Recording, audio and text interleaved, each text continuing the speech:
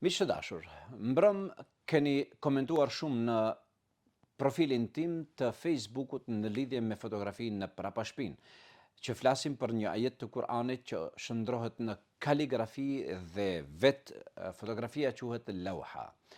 Në të është i regjistruar apo e shënuar ajeti i Kur'anit në surët Talak, fundi i ajetit të dytë dhe fillimi i ajetit të tretë, që në gjuhën arabe thot: "Waman yattaqillaha yaj'al lahu makhraja wa yarzuquhu min haythu la yahtasib." Kush prej juve ka droz Zotin, Allahu ja hap rrugt dhe furnizon atë nga nuk ja merr mendja. Kjo çdo muslimanit i jep një mbështetje, i jep një kurajo, duke i thënë se këmbët tua janë në tokë të sigurt, duke thënë se shpirti yt është i mbështetur në Zotin tënd dhe ardhmëria është në duart e Zotit tënd, kurse ti duhet të pajisësh me dituri, me aktivitet dhe me djersë dhe punë.